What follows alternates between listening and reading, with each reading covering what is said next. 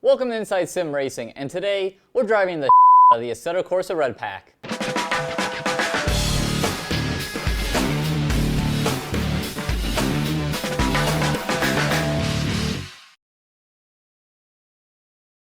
Sim racing chassis provided by Next Level Racing. Check them out at nextlevelracing.com. So, as you probably know, since you're watching this video, the Assetto Corsa Red Pack was released today. It came with one track, the Red Bull Ring in Austria, an awesome F1 track. Very excited to see this track now in Assetto Corsa.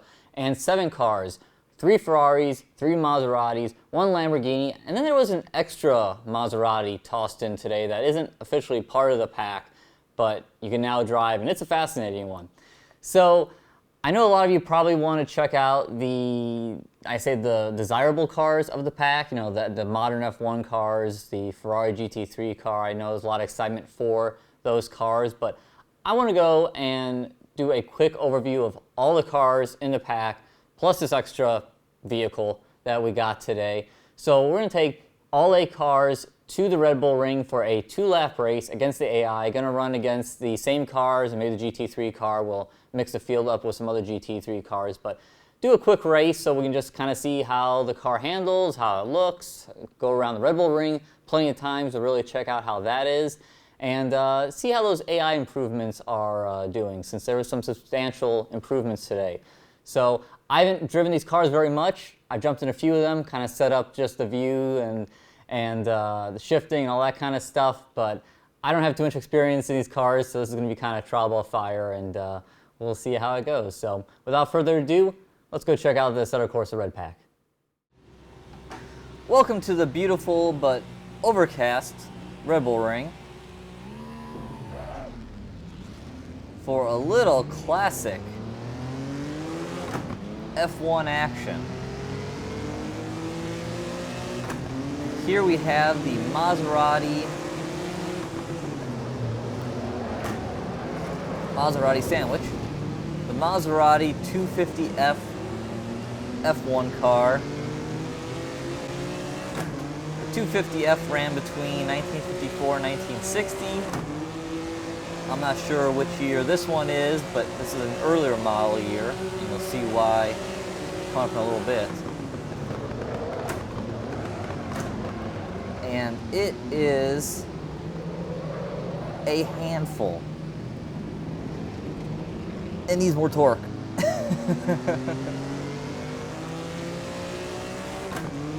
Out of all these corners, I'm just begging. I just want a little get up and go.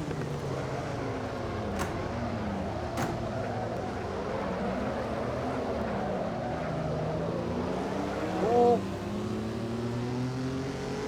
If I had to nominate one drift star of the Assetto Corsa Red Pack, it would definitely be this car. This thing is so easy to get crossed up on. You gotta be so careful with your throttle and steering inputs.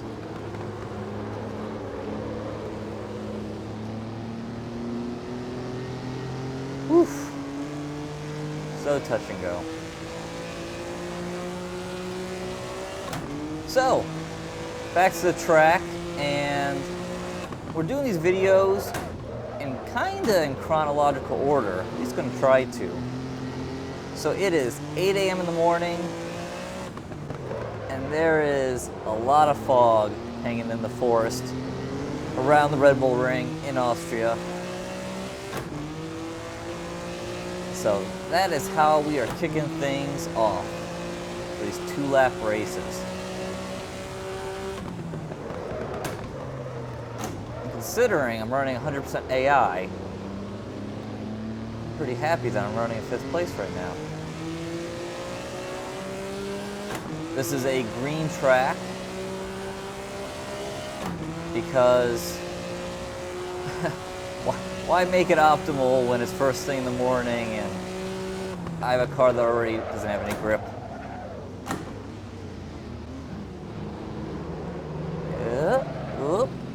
I tell you, that corner right there, turn 2,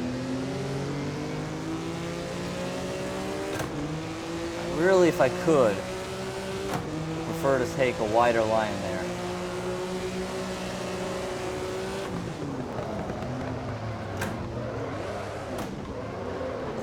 Stop, stop, stop. Think about stopping. Come on. Ooh. So, the AI was improved in version 1.7 of Assetto Corsa that was released alongside the pack today.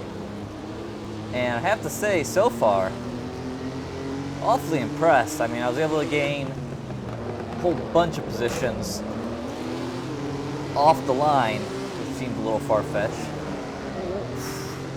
Man.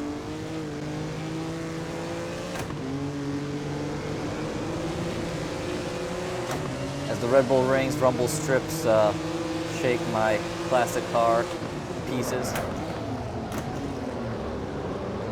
But racing-wise, this has been a good little race. I like the spread.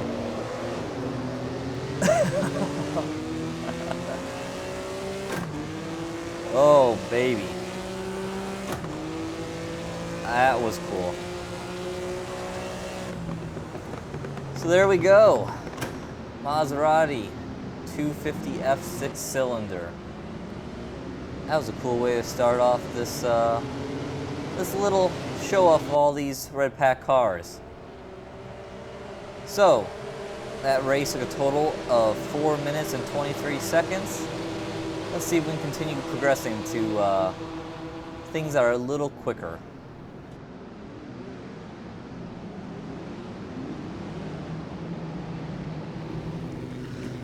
Okay, back in something familiar, but kind of different. This is the Maserati 250F again. This time with a 12-cylinder.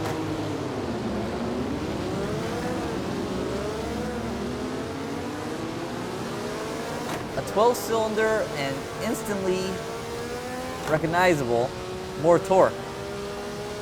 And also a very different engine note. You can hear that 12-cylinder.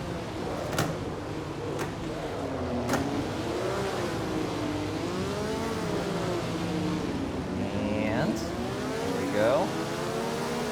Turn 2, gotta be so careful. Oh man. Wheel to wheel with this guy.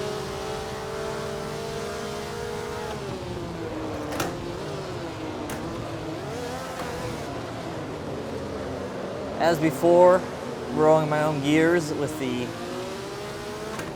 T300 TH8A shifter as I brain fart there and forget that I need to be in third gear.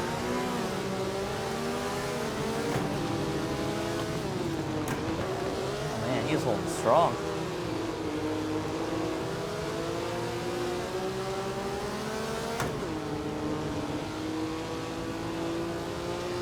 This 5-speed definitely are rowing the gears a lot more than the 4-speed.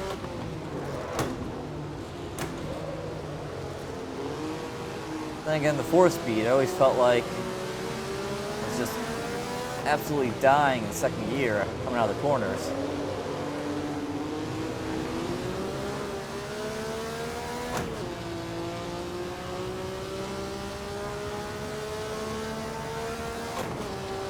Unfortunately, even though I think I got the shifter hardware game down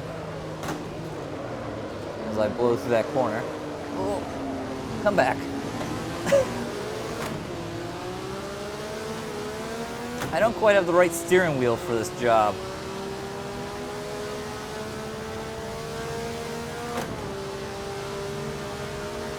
And like you saw there, it's hard to catch an F1 steering wheel when things go sideways. Olay!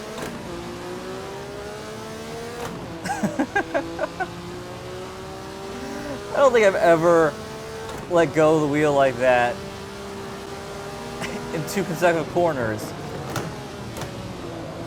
and didn't crash.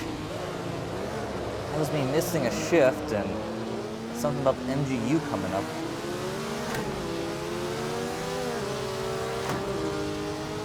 Man, I tell you, 100% AI. They're making you work for it. Especially in a car I'm not very familiar with. I will say,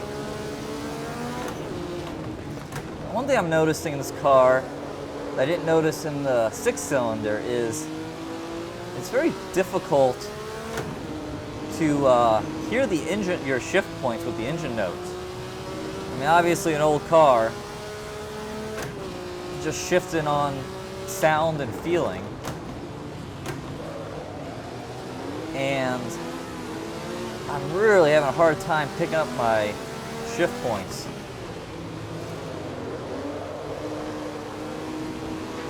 Gonna run wicked wide here.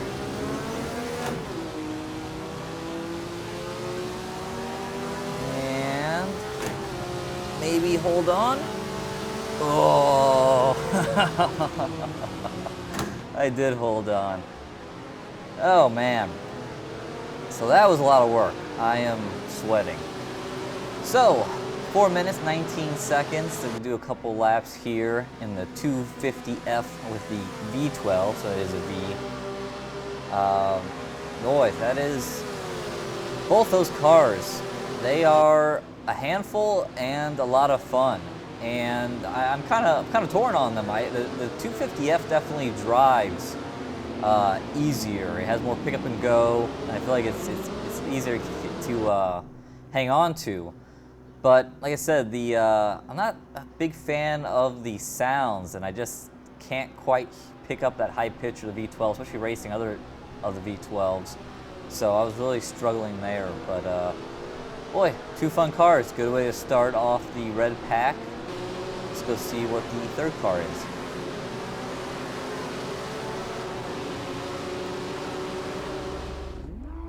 So remember when I mentioned something different as a bonus vehicle? Here it is. The Maserati Levante, I believe it is, S. Honestly, never heard of it, but it is Maserati's current luxury performance SUV thingy. And this was released without being announced at all, which means I have a feeling this kind of falls under the licensing category. Maserati saying, hey, you want our cool cars? Okay, well, you have to go and put in our SUV. And oh man, they are conga lining really bad. For as good as the AI looked in the classic Maserati F1 cars, I didn't like what I saw there.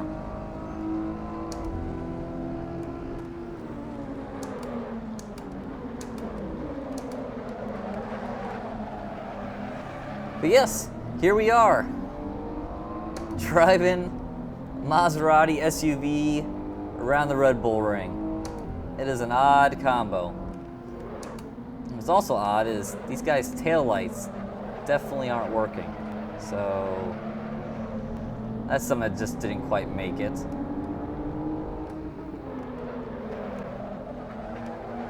Driving wise, it drives not bad. It actually brakes a lot better than I thought it would, and it doesn't roll too bad. I mean, you definitely feel like you're definitely up off the ground, and there's a little, you definitely feel some kind of float and disconnect with the road, being an SUV. But these car makers have gotten so crazy with these performance SUVs where they actually don't drive bad. We'll say the interior looks awesome. I'm actually kind of bummed I went with a blue color earlier. When I was testing out a little bit, I was in a black car. I had a red and black interior. I thought that was more sporty looking. But no, nice interior, nice big side mirror, easy, all the mirrors. Easy to see a bunch of other luxury SUVs chasing me.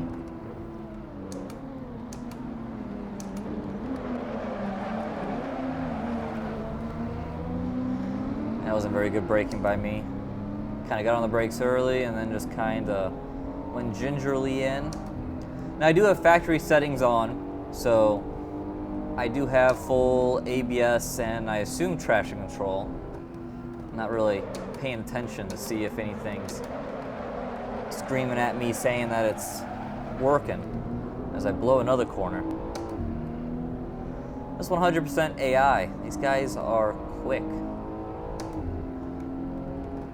I don't feel like I can quite hustle the car as fast as they can. And like I said, with all these cars, this is pretty much my first time driving it. Jumped in this car a little earlier for a lap, but that was it. So those are my excuses. I'm sticking to it. Do a little off-roading. Why not? It's a big SUV. So I'm curious to see what this time is. You know, I went in this order because I assumed a modern luxury SUV would be faster than 1950 F1 car. So we'll see if I'm right or not. And across the line, 9th place. I'm getting worse. So 4 minutes and 8 seconds. So yes, did improve on the time driving a modern SUV, if you can call it an SUV. I have to say, kind of a funny looking car, or SUV. I'm sorry. Not the best looking, and honestly, it's kind of odd looking at the model. I kind of, you know, the model, the headlights, taillights doesn't look quite as nice as the other cars I've seen in this pack. And I don't know if it's just because it's a street car, so it just doesn't really have a whole lot of detail. That's just me not liking the base design of it, or I don't know if this was a little bit of a rush job, with Exhibit A being those taillights not working. But either way, you all now own an SUV to go race. So I'm hopeful that there'll be a Porsche Cayenne released so you can race against it, I think, maybe. Okay, I guess I really don't want that. On to the next car.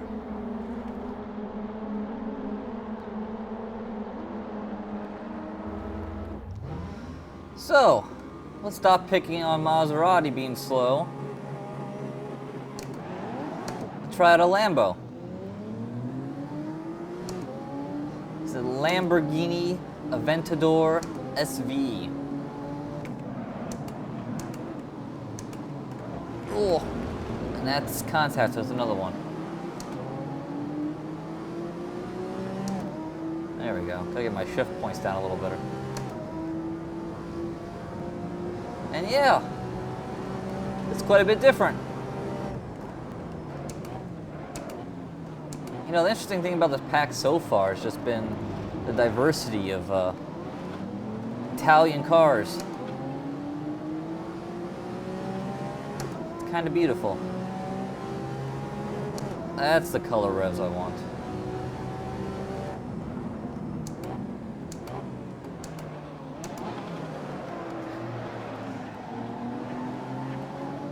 Now we're continuing our progress through the day, so it's now 11 a.m. and it's cleared up and the weather's warming up slightly. I think we're up to 25 degrees Celsius. And also, the track's getting faster. The track is now in rubbered in mode. So that should help the speeds as well. As we go through this kind of crazy track day of exotic Italian cars. Like a bunch of Italians got together at the Red Bull Ring and said, hey, let's race cars all day. Seems like a good idea to me. So this Lamborghini this isn't too shabby. As I blow the first corner, we're just gonna run wide here. It definitely doesn't turn. I mean, it feels. It feels like a poster child for all-wheel drive car. You can just slam on the gas pedal out of the corners. I mean, I'm just flat-footed here, no problem. But it pushes a lot in the corners, a lot of understeer, and it really doesn't stop very well. I know we're going fast here, but this is like, I am throwing the anchor out trying to get this thing to stop. Battling to try to stay in 10th position.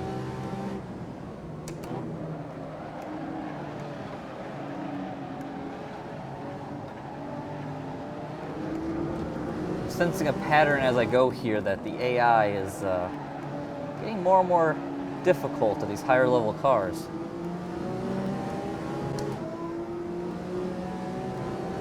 Old school F1 cars felt competitive.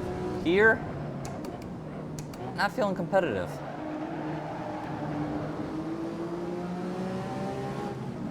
Also feel like I'm leaning on that ABS a lot.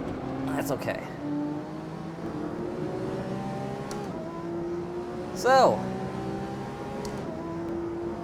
that was the Mind Melt. This is the Lamborghini Aventador. Aventador? Yeah, I'm sure I'm saying this right. SV. And, yeah, interesting. I don't know if it's my favorite car to drive. Definitely very push happy. But if you want something that will go when you put down your right foot, that is the car. So that shaved a whole lot of time, another half second I think off our total time it looks like. So 3.5 minutes now. Let's see if we can find something a little faster.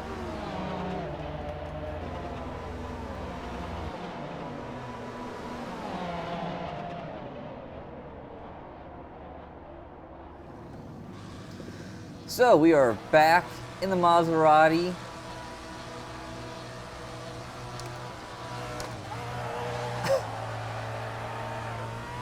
Apparently, the Maserati that's good at doing donuts when you don't get your shift timing right. This is the GranTurismo MC GT4. And originally I was going to run just against a bunch of other of these MCs only, but I decided to go with the Assetto Corsa recommendation and choose a few of the other cars that I thought would match up well against it, including that BMW 235i.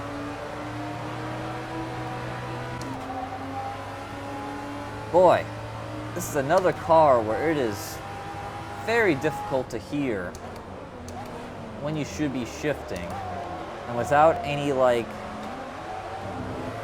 proper shift lights. I mean, I see the dash here that has the RPM band, but with it all being one color, I don't know when I should be shifting, and I just cannot hear this car at all. Just going for this higher pitch engine note.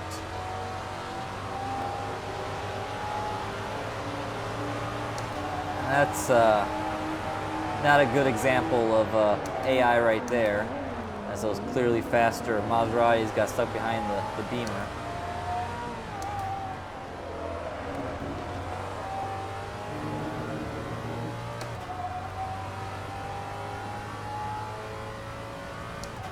Driving wise, feels pretty stable, like all these cars, just going on base setups. So I'm sure there's plenty left to be unlocked. Man, this guy behind me is on me. I like that paint scheme though. But no, I mean, it drives you know, it feels like a GT car. You know, kind of GT3-like, except that it just doesn't quite have the oomph, thanks to running at GT4 specs. And one thing it certainly doesn't have are the brakes. These brakes are, they're not bad. They're certainly better than the Lamborghini at stopping, but they're not throwing the anchor out, that's for sure.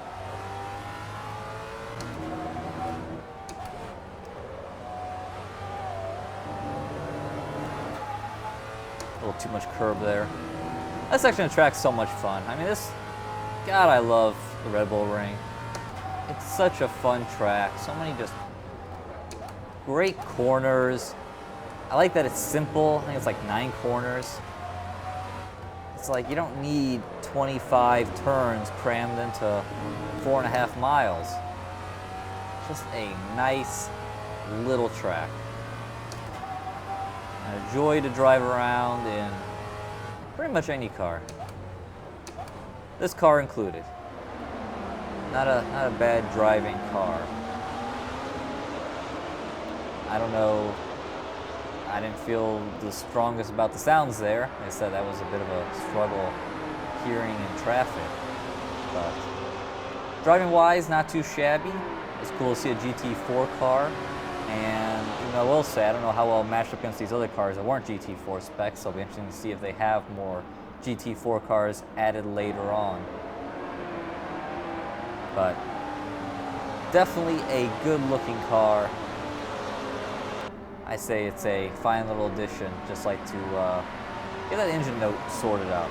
Kind of getting like a Forza Motorsport vibe in a couple of these cars, where when you're racing around other cars, you cannot hear your engine note at all. It makes it really harder than it should be. So, with that said, let's move on to something with a prancing horse.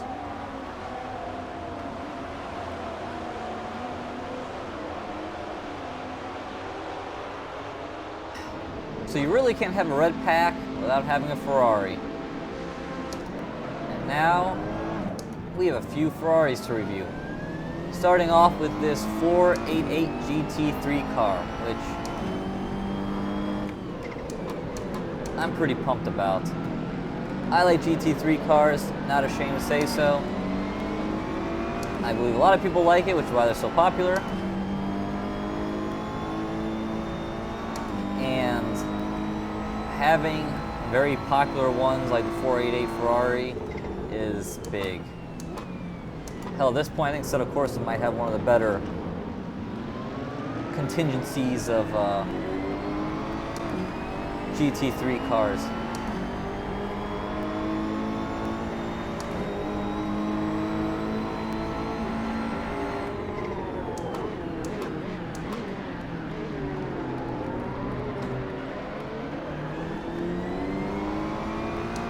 Car drives well right out of the box, hooks up. Pace-wise, I feel, again, kind of struggling here at 100%. Just doesn't feel like I have quite enough. But definitely loads more grip than the GT4 Maserati. In fact, the Maserati, I didn't realize this, I looked at it later, actually went slower than the Lamborghini. Which I had a hunch. Seeing a little bit of waving by the pack there. That's not good to see. I do like that they kind of move around a little more down the straightaway. As I all over that yellow curbing. I still kind of feel like in Assetto Corsa, sometimes when you hit those big, like sleeping policemen, they call them, that the car should be definitely a lot more upset. Let's go for the Lewis Hamilton line there.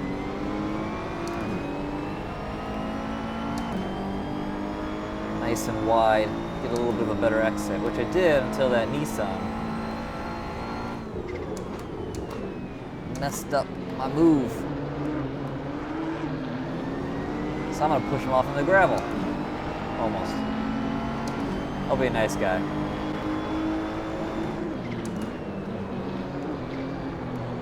Don't push me out, bro.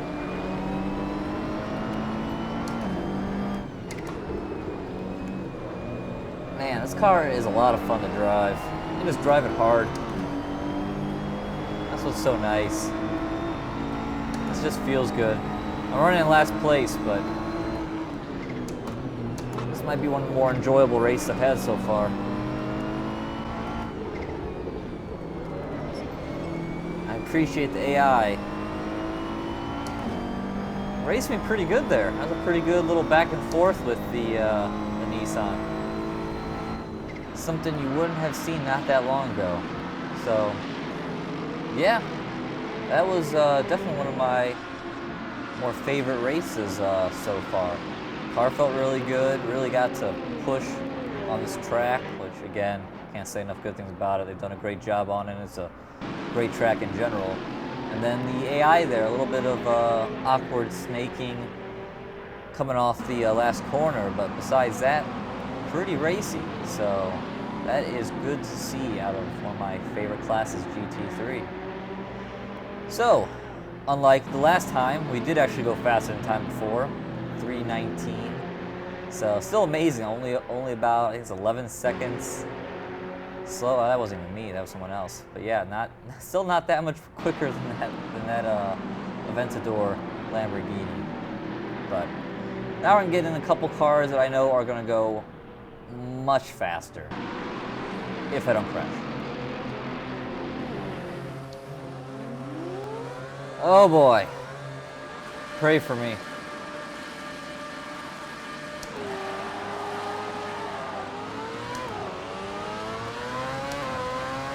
Apparently it's okay to have the DRS open.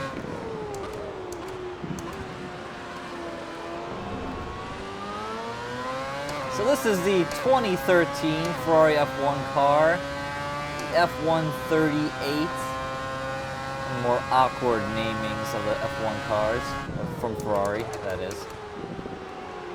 Oh, I don't know what happened there.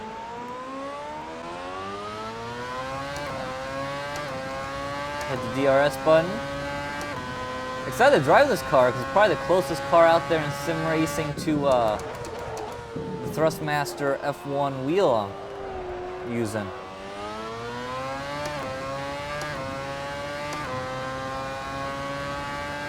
And obviously, I am not keeping up with these guys worth a damn.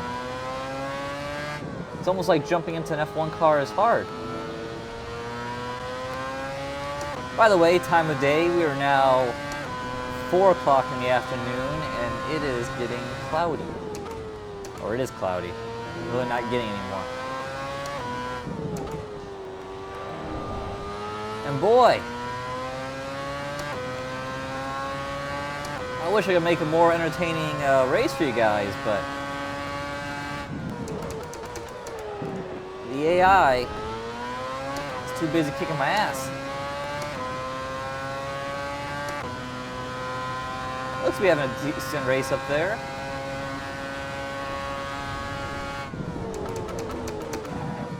Even hitting one another. Uh-oh. Ferrari down. Well, that's kind of cool. Haven't seen anyone really crash yet.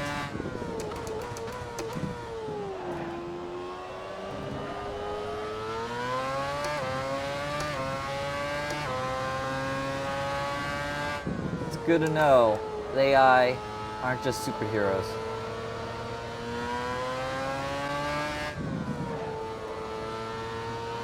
We'll say, the car doesn't feel too bad to drive right now with optimized track. I'll admit that I did drive some laps earlier in this car and I was not feeling it, but this feels a little better.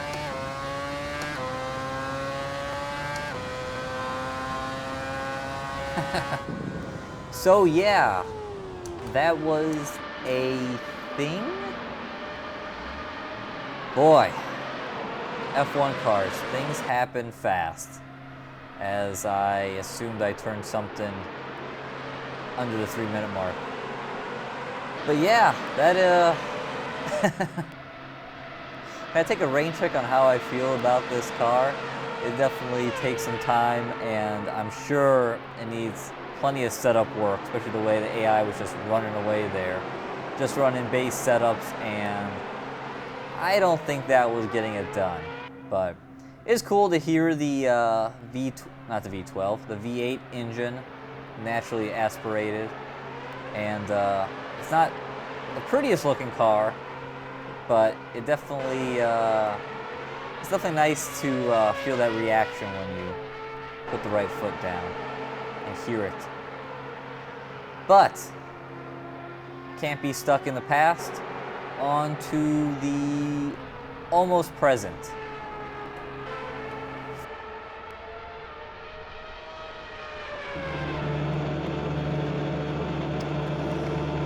Okay, let's do it.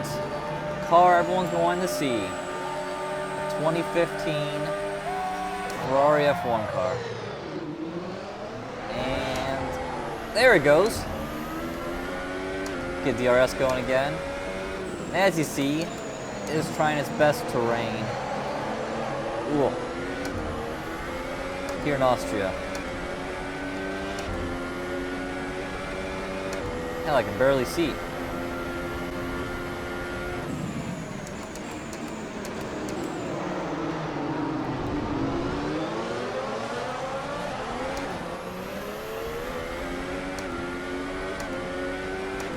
I will say, the throttle tip-in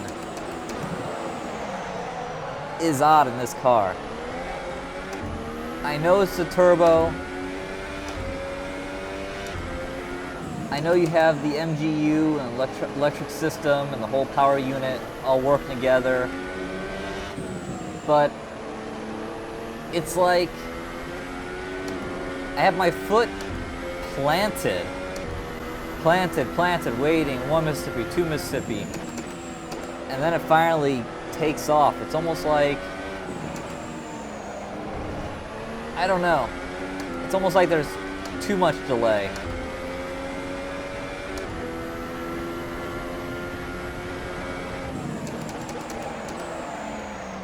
Long way wide there.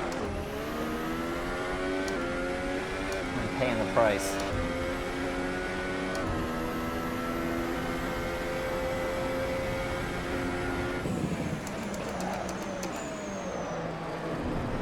Oh.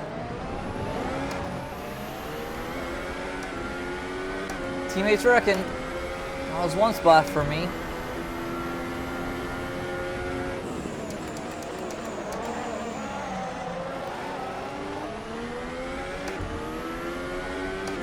That launched a little better there. Oh, too deep. Corner Raikkonen.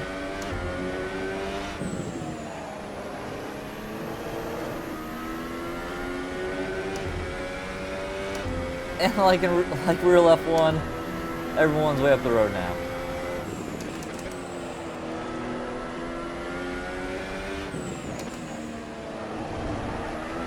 Ooh. Try my best to throw it away in the last corner. Will survive.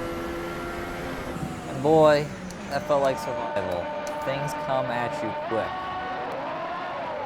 In a modern F1 car. Yeah, that was, oh, I tell you, another car I almost need a rain check on. I will say, I did some driving earlier, and I felt a little better there, maybe just a little more experience with it. That whole on-throttle delay didn't quite feel as significant as it did before. But yeah, it still feels a little strange, but again, base setup, there's a whole bunch of MGU settings. You know, I did not map that, I didn't get into all those things. So yeah, still plenty more to explore. But I will say, this 2015 F1 car, SF-15T, another awkward name, gotta be one of the prettiest cars in a long time in F1. I mean, it is just a great looking car, and I'm excited to see it in the Assetto Corsa, just like a lot of other people, and excited to spend a little more time with it. So that's going to wrap up our look at the Assetto Corsa Red Pack. I mean, overall a super solid pack. Probably, if not the best, one of the best ones from Assetto Corsa. I love the Red Bull Ring. As always, they do a great job with the tracks, and the track looks great. It's all different times of day and different weather. And I even love the stupid dandelion weeds growing on the side of the road. I mean, it all looks great. It's cool that it's repaved to the latest iteration, even with all the terrible runoff spat. We'll need more grass. But, so that's great. The cars, overall, the cars are really solid. I mean, I love the classic F1 Maserati cars. Those are a boatload of fun. The SUV, kind of weird. Probably do without that one. The Lambo, another one that's kind of like, it was okay. You know, not my favorite car to drive, but it seemed like it was all, physics-wise, was properly done. The Maserati GT4 car, another nice addition to the GT ranks of cars. I'll be interested to see if they add more of those GT4 cars. And then we get to the Ferraris, and the 488 GT3 car, that feels like money. That feels good. I'm liking that quite a bit. The modern F1 cars, or well, modern-ish with the 2013 and 2015 models, potential. That's going to require some setup tuning. That is hard to say from the drop. They are both a handful.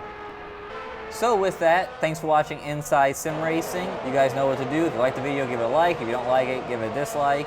If you haven't subscribed to the channel, please do so. And also check out our website, isrtv.com.